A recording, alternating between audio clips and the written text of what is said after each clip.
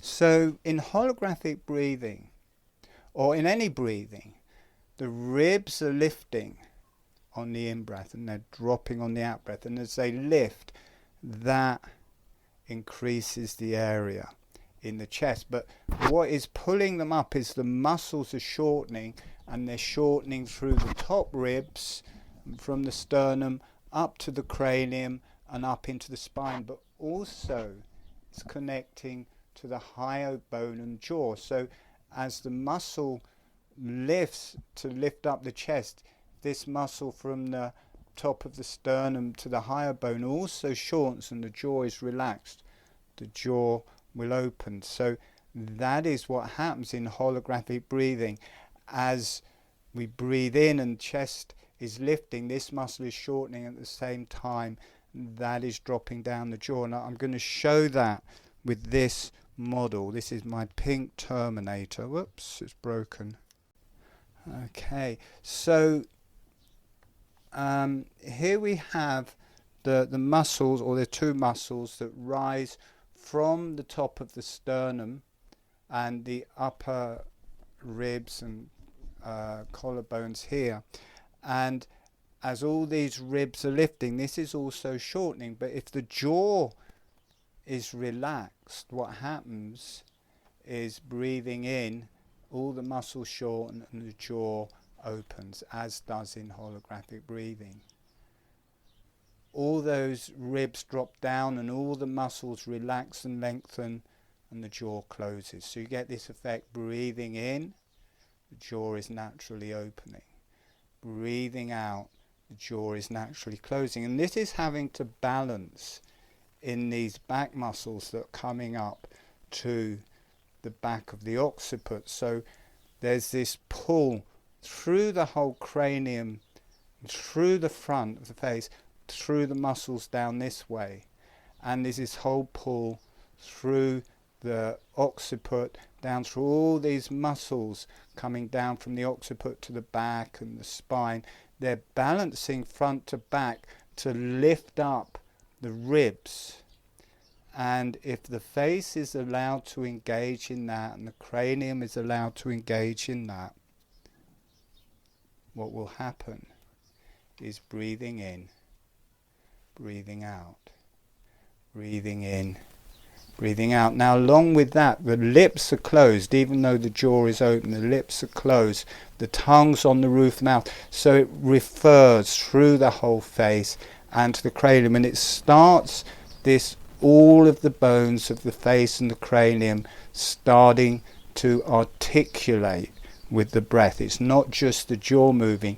It brings into this effect that all of the bones in the face and cranium are breathing. Breathing in, breathing out, breathing in, breathing out. So I'm just going to go through this fairly quickly. You're not meant to have to remember it all. It's just getting a general idea of what I'm talking about. So there is a circular movement, breathing in, breathing out, breathing in. So it's this way, through the, well, not through the midline, but it's through the cranium this way. And there's also an expansion. People can feel this expansion of the sides of the cranium, of the sides of the jaw. People can feel that breathing in, breathing out. But people think of that as that they're doing that. They're pulling out somehow the sides of the cranium and sides of the jaw and sides of the face. But for me, that is because the shortening and lengthening of the body and face is edited out of our experience. For me, as this pulls this way, there's a pressure towards the middle, and that causes the middle to expand on the in-breath and to contract. Even though we feel we're doing that and it feels easy, there's a contraction into the middle, like diamond pushing into the middle, and as it pushes into the middle, expands sideways. So I made a model to show that. So here we've got, see the skull at the chin, the jaw. This is the jaw here. This is the cranium, and it's got this bit of elastic around it. So pulling down at the front, pulling, and so doing this, breathing in, breathing out, breathing in, breathing out. Now, if you look, I'll put this thing at the side. Notice what happens as it turns. Breathing in, see how it's expanding to the sides, and that red bit is getting closer to the skull. Breathing out, the skull is narrowing, and this red bit moves away. So breathing in, see how it's pulling that in and the whole skull is widening. Breathing out. So what is happening, you've got this bit of elastic, and as it's stretching around the center line, that's automatically pulling it into the areas of the TMJs and the mastoid process. And that pressure, there's nowhere for it to go, so it pushes it out sideways. Breathing in, all expanding. Breathing out. So I'm not pulling it out, the pressure to the center is pulling it out. And you can see it underneath. I put this at the top here. Breathing in, so it all expands and that red bit drops. Breathing out, the red bit rises. So that is a diagram showing you that, oh, it feels like, oh yeah, we're just doing that and it feels really easy.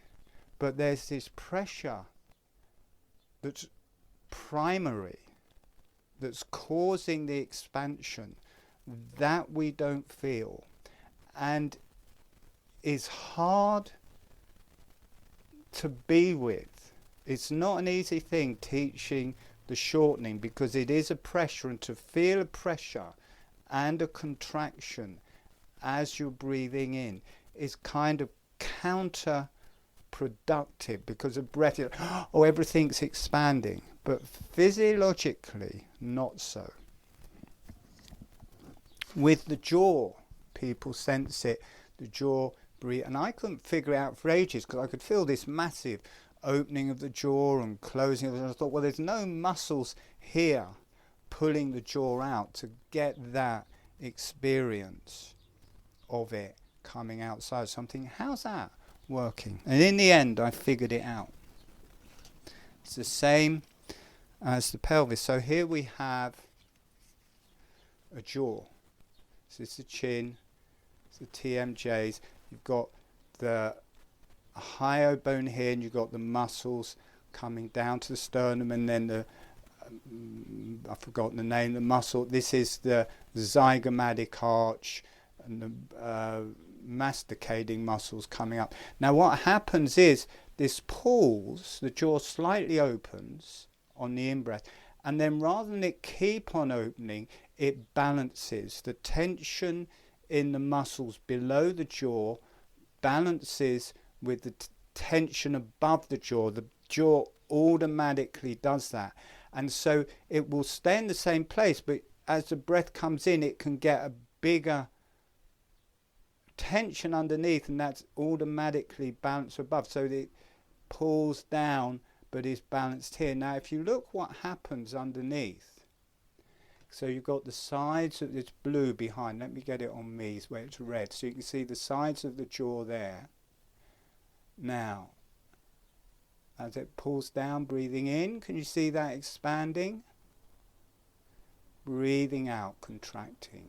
So as it shortens front to back, it causes it to expand.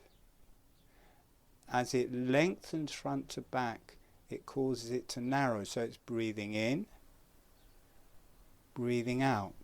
So there's this big feeling of an expansion, but what is causing that is the pressure in the muscles and a contraction. So that is what we're working with, and that is contrary to people's natural experience of how they breathe. So we're bringing something new to that arena.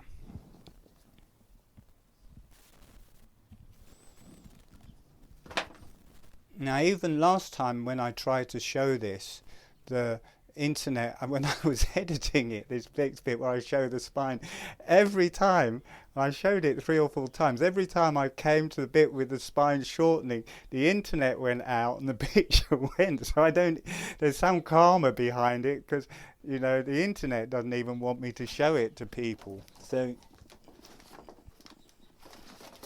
now there are new people here, so I'll send out the video where I explain this in far more depth. So here we have a spine with, these are the ribs, and there's muscles between all of the vertebrae, between all of the ribs. This is from the lower ribs to the top of the pelvis. There's the quadratus muscles coming down here. There's also the psoas muscles. These are all tightening. All of these muscles are tightening on the in-breath. They pull the ribs together, or they put a tension between them. And between every vertebrae, you've got a soft cushion, a disc. For me, these shorten as the pressure, and it's a strong pressure. It's the whole pressure of the breath. The spine shortens. Now, okay, if you feel that differently, that is fine. But it's worth just trying it. Now, because you can't see much, I put this red thing at the top so you can see the top vertebrae moving away from the red thing. So as we breathe in, that all shortens. Can you see the red bit rising up as they shorten away from each other? Breathing in, it all shortens. As all of those muscles condense, it shortens. Breathing out, they all lengthen. Breathing in, shortens.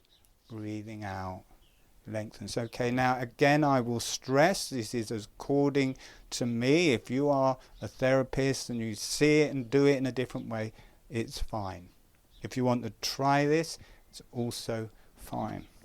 So there is a shortening, but this can, I've still got one bit of hose, this can get confusing because it shortens within the spine. For me, okay, for me, it shortens within, and craniosacral therapy also say the spine shortens within itself on the in-breath, lengthens within itself on the out-breath. So in that one, it is the same as craniosacral therapy, but I know different. But the spine itself is bent, and as those muscles tauten, it straightens the spine. So we sit taller because it takes the bends out the spine. So it's like breathing in, breathing out. So you've got to be careful of your language here, because the spine is, you're getting taller, so the spine's length is longer, elongating, but this bit of tube isn't getting any longer. Even if you tie a knot in it, that tube is the same length. But if it's not, it's longer that way. But within it, so as it straightens, as it tenses, the spine will lengthen, or it will be longer top to bottom. But the actual within the spine, between the vertebrae, it's staying the same length. And the more what I'm talking about is the actual intrinsic length within the spine. Maybe. But I experienced it this, maybe it's not, but maybe it's breathing in, condensing on the in-breath, breathing out, lengthening. And I can feel the energy changing as I show that.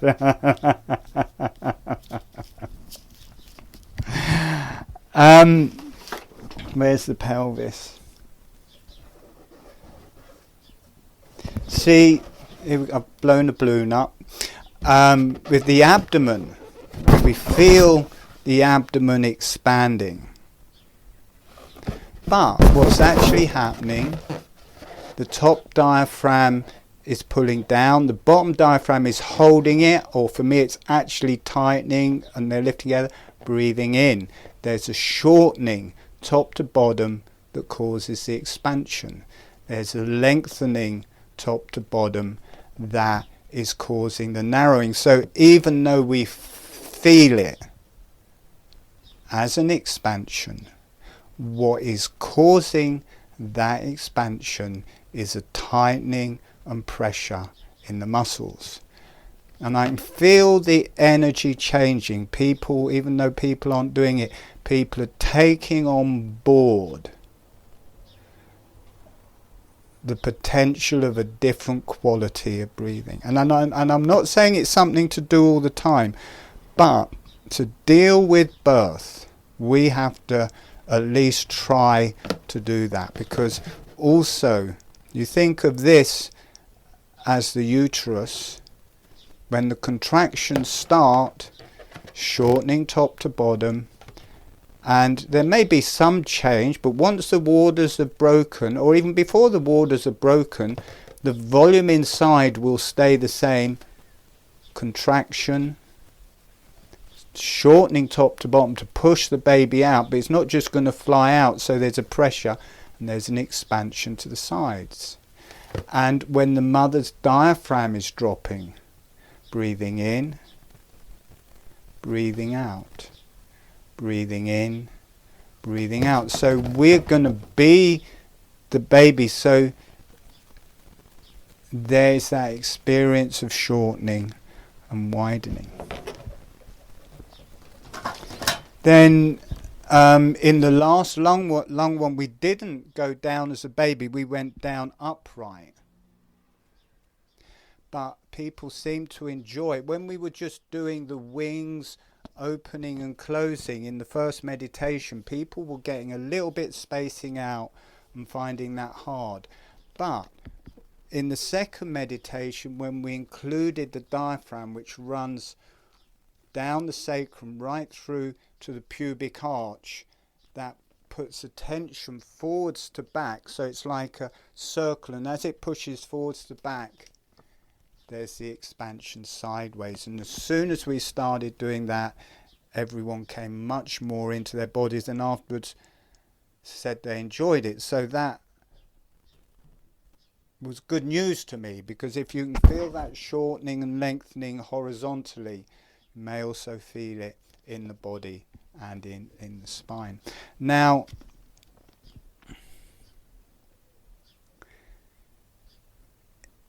in craniosacral therapy, it's more this. It's the wings move, and you can do that without any pressure because it's just a lever. The wings can move out, but that brings the sit bones in. When I do holographic breathing, I definitely feel the sit bones opening on the in-breath, closing on the out, and the wings opening on the in-breath, closing on the out-breath. Now the forwards to back this way will produce an opening through the whole pelvis on the in-breath and a closing on the out-breath.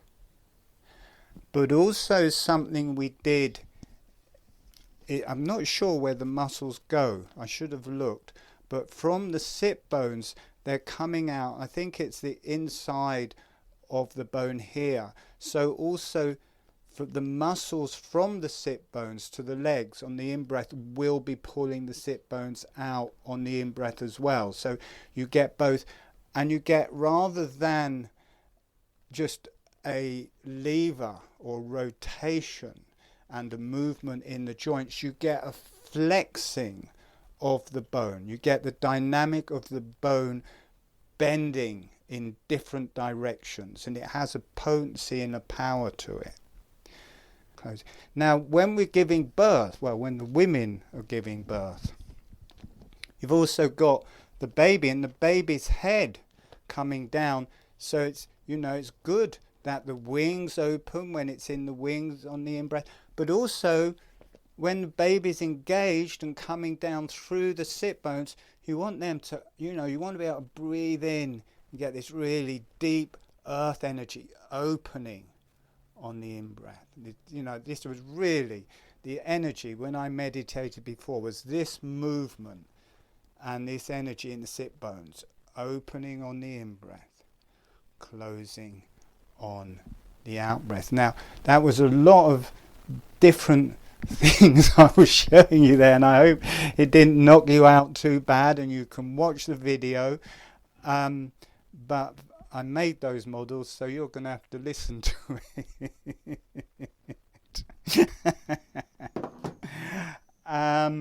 Oh, I've got a present. 1 minute. There we go.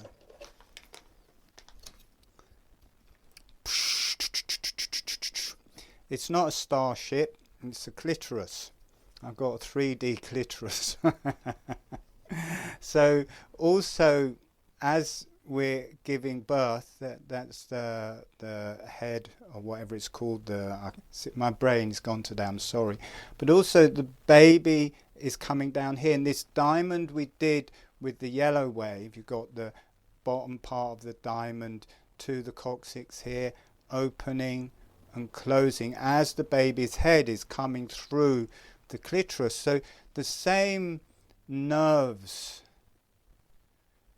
that produce pleasure in sex or whatever you're doing, the same nerves that can cause pain in birth, but if you're activating this breath and you're activating the energies, you can also have like an ecstatic birth. So you've got a pelvis,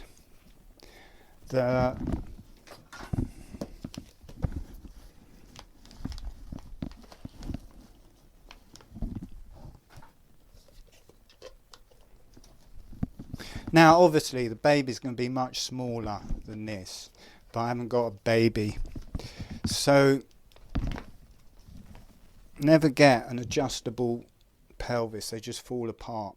So the baby's head is coming in, let's do it that way, it's normally to this side, it's coming in facing, in the actual birth it's going down to facing into the sacrum there, but to start off with it's slightly to the side, and then as it engages and it comes face on, so you're upside down facing into your own sacrum is where you're going, and that goes down through the sacrum, through the pelvis, and it is kind of the top back of the head is coming out through here, so the face is here, the top back is crowning here, and then when the baby's head is out it turns, well, it'll turn this way so that the shoulder can come out